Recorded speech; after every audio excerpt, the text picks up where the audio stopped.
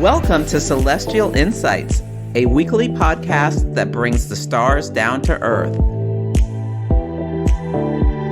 I'm your host, astrologer, coach, and intuitive Celeste Brooks.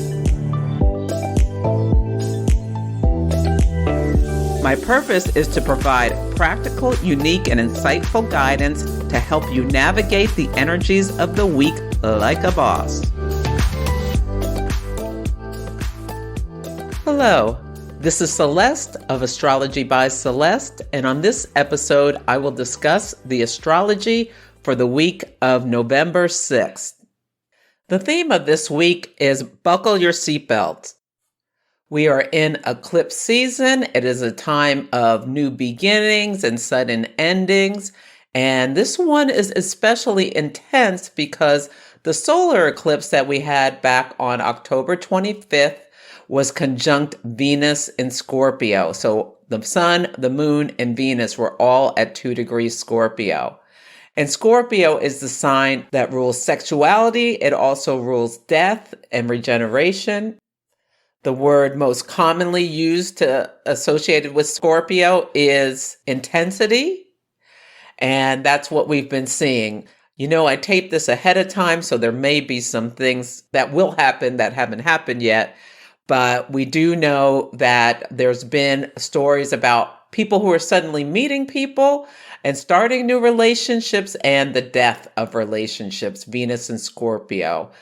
Tom Brady and Giselle, the model, the football player and the model, announced their divorce a couple days after the eclipse. There had been rumors it was coming, but they've reached a settlement like very quickly, their marriage that was almost at 14 years, which is basically they're having the Saturn opposition to their marriage where they're up against, restrictions and hardship. And they've decided to Saturn square Uranus separate to break off the relationship. Kanye West has gone ballistic over the last month. And he has been very controversial for many years, saying things, well, he went too far, and he's essentially been canceled. So this solar eclipse was opposite his Venus-Mars conjunction, and Venus opposite Venus. All of these financial partnerships that he had, especially in the fashion industry, his Venus is in the sign of Taurus at 2 degrees, were ended. He has his Mercury on that fixed star Algol, that's a very intense fixed star associating with beheading. So his words essentially beheaded himself here in this time where the eclipses are bouncing back and forth between Scorpio and Taurus. And it looks like he's finally just crossed a line that he can't come back from, but we'll see what happens with him. He's a Gemini, so this Mars retrograde in Gemini, it would be really interesting to see what happens when Mars goes back over all the old ground in his chart, because he may be, get out of this. It appears that he may be having some kind of psychological issue with a manic episode, but when he may come to his senses and realize what he's done, and it'll be interesting to see if he goes on some kind of apology tour. Maybe, maybe not. We shall see. So that's the death of financial relationships. And then there was almost a literal death. An intruder broke into Nancy Pelosi, who is the Speaker of the House of Representatives in Congress here in the United States, broke into her house. She's been demonized for years by her opponents. And she has Mars, the planet of action, on Algol. So this is also an Algol story. People have been very vitriolic towards her and threatened her life specifically. She probably is one of the people in Congress with most death threats. During January 6th, they ran in saying, "Where's Nancy?" and chanting that outside during the insurrection. And this guy who broke into her house with a hammer was asking for her. He said, "Where's Nancy?" And when the police came, was saying he was waiting for Nancy. So apparently he had political reasons for breaking into the house. He hit her husband with a hammer. Her husband required brain surgery. Hopefully he survives this. He's expected to survive while I'm recording this, but the man is in his 80s, so we shall see. So we saw the death of a romantic relationship with Giselle and Tom Brady. We saw the death of financial with Kanye, and almost a literal death with Nancy Pelosi's husband. The spouse is ruled by Venus. Another big feature of this eclipse season is that Mars is retrograde in the sign of Gemini. So the sun in Scorpio is reporting into a retrograde Mars in Gemini. Like a lot of words, people acting out of what they're thinking. So we see with the guy who broke into Nancy Pelosi's house is a conspiracy theorist. Apparently has all kinds of ideas about all kinds of stuff. Never has this man probably looked for a horse. He's always looking for zebras. So Mars went retrograde, square Neptune. So that's the Holy War transit where people can be fighting or taking action or attacking based on their beliefs. And quincunx Pluto, which leads to potential catastrophe. So these are two of the big things that have been going on so far. And now we're coming up to the lunar eclipse, which is intense. I recorded a series of eclipse videos, one for each sign of the zodiac that talks about where the solar eclipse is hitting in your chart, the lunar eclipse, and Mars retrograde. And I tie the story together and do a 3-card oracle reading. There's also a larger video that overviews the whole eclipse season, what Mars retrograde is, and shows the charts for both of them. So you can go to the link in the show notes or just go to my website and you can grab that. It's now on sale. So it's on sale for $12. So check it out. And there are 3 things I want you to think about this week. The first is that, relationships, it's very interesting. People are going to be getting engaged and getting divorced. There's like these big beginnings and endings. So yesterday we had Venus, the planet of love, beauty, and harmony in the sign of Scorpio, this intense sign, opposed Uranus. Uranus is the great awakener. So people becoming awakened to how they really feel in relationships. Some people falling in love or out of love suddenly, even it may feel like, although it's probably been coming for a while. And then today, what is going to happen is Venus will square Saturn. And Saturn's about commitment. Saturn's about limitations, hardships, longevity, things like that. So someone's story will be they were proposed to, marriage proposal, business proposal, some kind of opportunity will come up that affixes himself to someone in a long-term arrangement. So for some people, that's the Venus opposite Uranus, square Saturn arrangement. For others, it can be like we're in Scorpio season. Things are being revealed with Mars retrograde. Somebody's going to finding out their partner has been having an affair or spent all their money or things like that. And that surprise that came up will lead to an end to the relationship, or hardship, or fighting, or something Saturnian will be happening. So just be prepared for that, especially if you have planets around 15 to 20 of the fixed signs of Taurus, Leo, Scorpio, or Aquarius. These are the people who are most likely to be having this like kind of shock and awe experience. And it can be good, it can be bad. If you have planets there, you can try buying a lottery ticket, especially if Uranus is in your 2nd house or even 8th house. But yeah, so keep this in mind as you move through this week, that relationships are under pressure.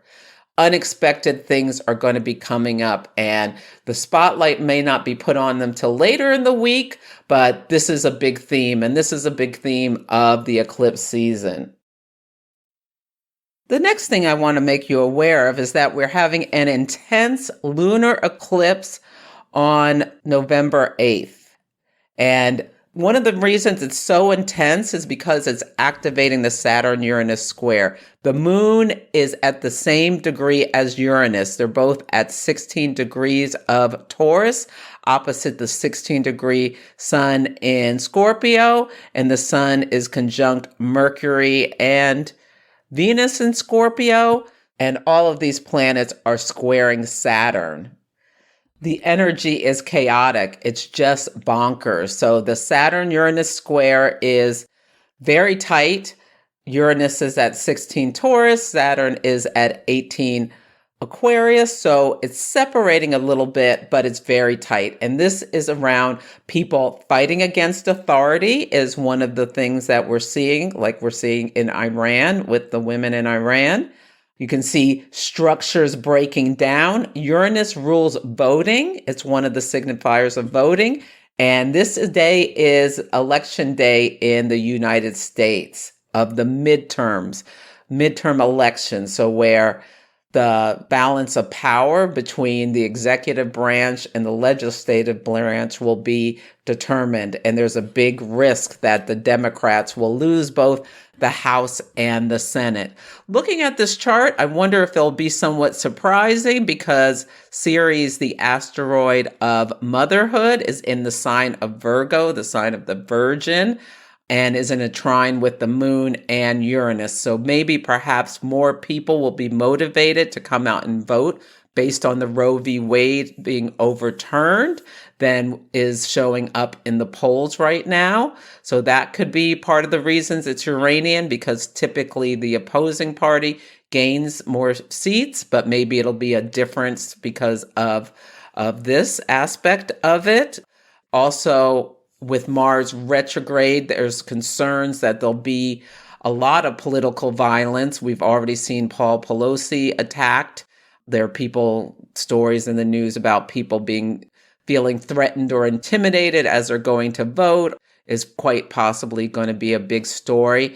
Also, Mars in Gemini retrograde, there can be an accident due to like confusion or like lack of attention with that square to Neptune, but causes a big calamity and a catastrophe with Mars quincunx Pluto, because maybe mistakenly someone will be called a winner who really didn't win, or people will falsely claim they're winners. I think it's going to be beyond chaotic around the midterms elections in the United States. So hold on to your hat. If you're going to vote at the polls, I suggest you get there early and get out so you can go on with your day.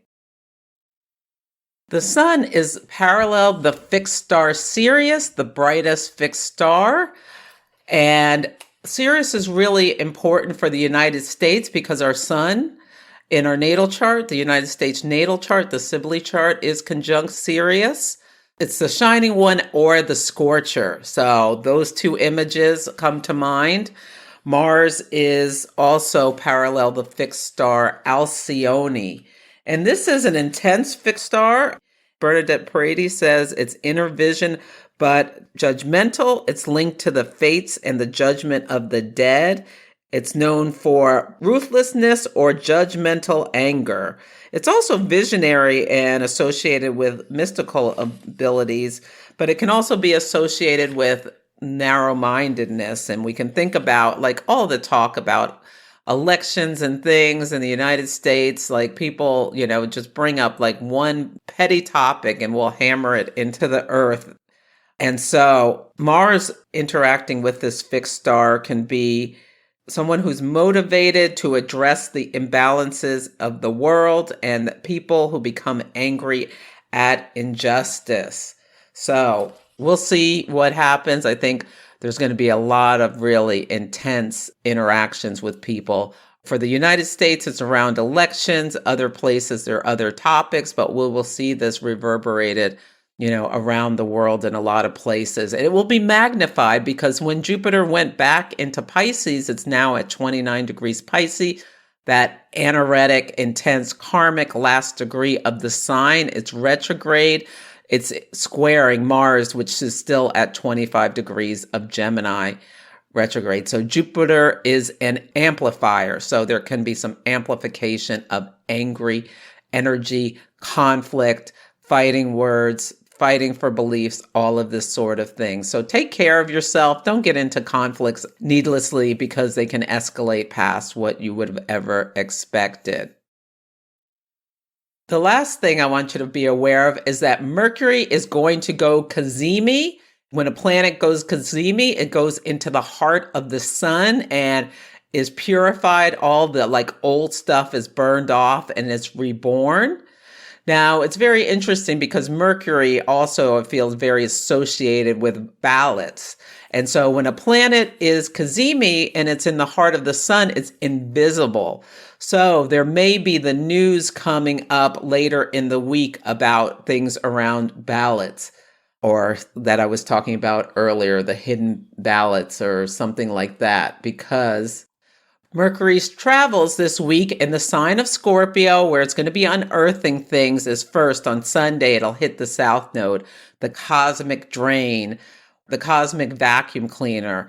So that can be really interesting, where people are saying things that are very cruel or ruthless or scheming, a lot of scheming going on. And then it goes Cazimi and then opposes Uranus. And so shocking things. And the sun is right nearby. So the sun will spotlight shocking things that people have done that may be lawless. And then both the sun and Mercury will eventually square Saturn. And there'll be consequences for behavior that people have done or restrictions and things like that. So some people's words can come back to hurt them this week, or secrets revealed, schemes that were hatched become visible. That sort of thing will be happening as well. On Sunday, the word of the day is egotism. So this is a great day to do some shadow work. Consider how ego-based actions have led to regret in your life. And if something happened this week where you said something or what have you, it's a great opportunity to just think about apologizing. The moon is in Aries, so people will be feeling very fiery. They may be a little bit impulsive and do things leading from their ego. And with Mars retrograde, the moon and the sun reporting into Mars retrograde and Mars having all these conversations, this weekend is going to be wild. So really stay safe if you're out and about. And consider, especially road rage is going to be one of the stories of Mars retrograde. So don't get into it if you don't have to with strangers who irritate you out and about. This is a day Venus will square Saturn. Venus at 18 degrees of Scorpio, squaring Saturn at 18 degrees of Aquarius. So if you have planets around that, you could feel this. Senses of loneliness in relationship can be one of the features of this, or feeling separated. So if you're lonely, reach out to someone. If you're in a fight with your sweetie, consider if it's your ego holding you back from just apologizing and getting on with it. And, you may want to make amends.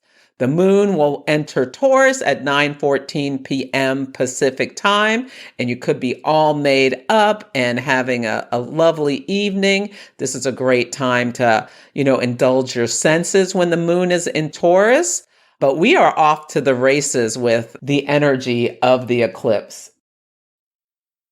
On Monday, the word of the day is rooted. So think about how you're like a tree, an oak tree, and the goal is to get grounded, to discharge some of this chaotic energy. So think about how you're a tree and the tree has deep roots. You can be like an oak tree, or think about you're the willow. A willow tree might be even better to conjure up, because you can think about how the willow bends, but it doesn't break despite the swirling storms around it. So there's not much going on during the day. There's some lovely quintiles and biquintiles, which are grace notes.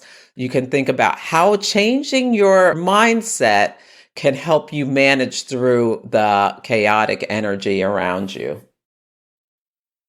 On Tuesday, the word of the day is bonkers. The energy is so chaotic. There's so much going on. This is the day of the lunar eclipse at 16 Taurus. It happens at 3:02 a.m. Pacific time, where the sun and the moon are opposing each other. The moon's next to Uranus, so who knows what's going to happen. There could be earthquakes. There could be other kinds of catastrophes or storms Neptune and Jupiter are both in Pisces. There could be water everywhere, but yet not a drop to drink kind of imagery is what I'm getting from this. And who knows, somebody may be arrested again for trying to give somebody a water or a bottle at the polls in the United States. It's election day. The Sabian symbol for 17 Taurus, where the moon and Uranus are conjunct at 16, but you read the Sabian symbols, you read up. A symbolic battle between swords, the disciples of might, and torches, the disciples of enlightenment. So swords and torches. Fire and air, Mars in Gemini, retrograde. This is what's coming to me, that it's really going to be, a lot of arguments, spiritual differences. Also on a positive could be bringing love and light to war zones, the pen being mightier than sword. This is from Lynda Hill's book, The Sabian Oracle, 360 Degrees of Wisdom. I love the Sabian symbols. Also, the might of the media. It'll be really interesting to see if one of the mistakes or many of the mistakes coming up during this time have to do with the media's, like calling an election wrong or something like that, or talking about a lot about the polls. So just hold on to your hat. It's just going to be a wild ride. Now, Mercury will go Cazimi at 8:42 a.m. I always recommend with this Cazimi, it can be a time to get quiet. This could be a great time to pull oracle or tarot card. What am I meant to know today about what I need to change or something like that related to the eclipse? Could be a question that you ask, but eclipses are time of fated events. So you might just want to just go with the flow and see what comes up. Mercury is also going to be opposite Uranus on this day. You will be seeing people shouting at each other, most likely, or hearing about it. It's wild. Take care of yourself and do your best to stay grounded. On Wednesday, the word of the day is accusations. This might actually feel like the hardest day of the week. The energy is also extremely chaotic on this day. The sun, which is a spotlight, which illuminates things, is opposite Uranus. So you may be watching the news if you do that, or reading the paper and be reading about all sorts of things that went on during election night or election day that were shocking, unnerving, unlawful, that sort of thing. And the moon will go into Gemini at 5:36 a.m. Pacific time. So really, the moon will be co-president with Mars. So watch your nervous energy or agitation, your mental agitation. Use your breath to calm yourself if needed.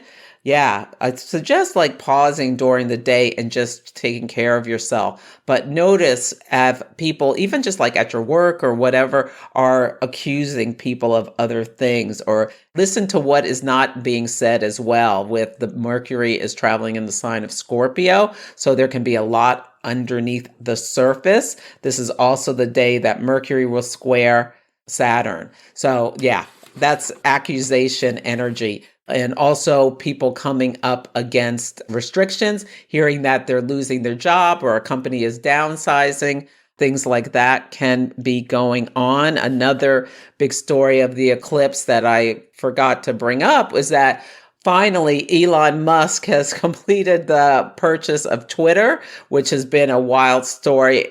Twitter Saturn's at 10 degrees of Taurus, and it was hit at the solar eclipse. And then there was all this Mercury retrograde. Will he or will he not buy it? And now the deal's closed right after the solar eclipse we had on October 25th. It was a couple days after that. So a lot of the people at that company are learning about their fate this week. Also, other companies may be making decisions, announcing things about scaling down and whatnot, and they will be making accusations about why they're doing this, or someone may be accused of quiet quitting or all kinds of stuff. It's going to be an interesting day. If you're impacted, let me know how this topic shows up for you. On Thursday, the word of the day is spectacles. So you can think about how people's behavior can be a spectacle, or about how you can use spectacles as in glasses to see things clearer. On this day, Venus will be at 22 degrees of Scorpio, trining Neptune at 22 degrees of Pisces, both in water signs. So there can be feelings of intuition, but it also can be with Mercury and Scorpio, Venus and Scorpio, like a lot of feelings of suspicion and things like that. You can think about, am I about to make a spectacle of myself if I come out with what I think I'm seeing? Is it real? Is it paranoia? Rose-colored glasses is when Venus and Neptune are talking. This can also be a really, really romantic day, or it can be like the day a relationship ends, or that it sinks in that it's over and that there are feelings of disillusionment. Neptune is a planet of illusions and delusions. And so once Venus clears it, you may be able to see what's going on more clearly. So take a look through the spectacles. On Friday, the word of the day is closure. The sun will square Saturn. Saturn is the end. So things that end on this day are meant to end. They may bring feelings of disillusionment. The moon is square Neptune on this day as well.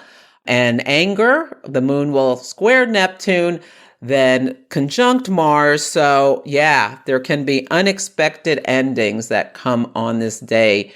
Or like someone who's been working really, really hard may get some kind of promotion that they weren't expecting or were expecting. So yeah, just stay present with what brings closure on this day. How can you close a door and open a window? Yeah, I like that.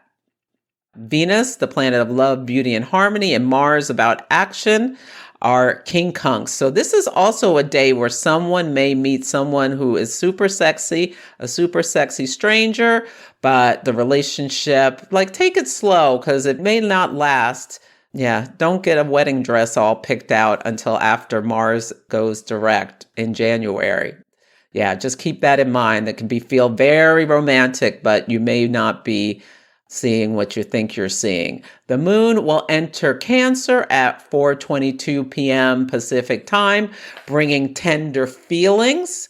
And you may want to like snuggle up at home. This is a great night to just spend a night at home, I think, and cook a great meal, take a bath, like really let go of the week. Bring this week to a close, especially if it was really wild and rocky for you. On Saturday, the word of the day is spread. So you can think about maybe doing some kind of tarot spread, or I'm thinking, how you spread butter. Yeah, Mercury in the sign of Scorpio is trine Neptune in the sign of Pisces. So I really love doing some kind of oracle card or tarot card spread about whatever topic that is top of your mind. Like, what do I need to know about X? What is my next best action? And what am I not seeing? So do a 3-card tarot reading. Mercury's at 22 Scorpio, Neptune at 22 Pisces. The disseminating moon phase begins at 5 Cancer at 2:22 a.m. Pacific time. So things may really be illuminated to you about what you're not seeing in the shadows by doing some kind of card spread. You can go to my Amazon store at the link in my bio, and I have a bunch of decks that I suggest. I've been using the Mystical Shaman Oracle by Colette Baron-Reid and Alberto Villoldo a lot this eclipse season. I also love the Alchemy deck and the Archetype deck from Kim Kranz. The Light Seers Tarot are all great choices. The Akashic Tarot is probably the most accurate deck that I have. So you can take a look at the link in the bio and get a new deck for yourself. That's a great thing to do this eclipse. And I get a few pennies if you buy it through my Amazon store.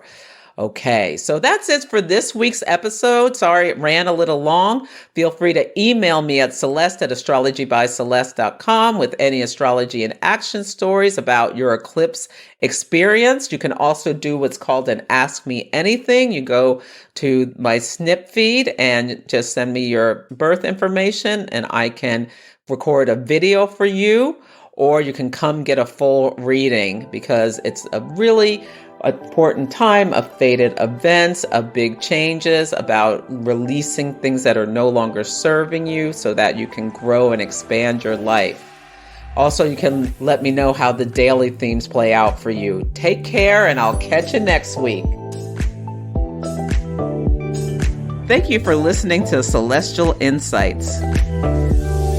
To learn more about my work, please visit my website, astrologybyceleste.com, where I offer personal readings, horary consultations, cosmic coaching, group events, and classes to help guide people to higher levels of fulfillment. You can also find me on Instagram, YouTube, TikTok, and Facebook at Astrology by Celeste. If you enjoyed Celestial Insights, please help others find the show. Follow, rate it 5 stars, or write a nice review. I would so appreciate it. I'm astrologer, coach, and intuitive Celeste Brooks, and I'll be back next week.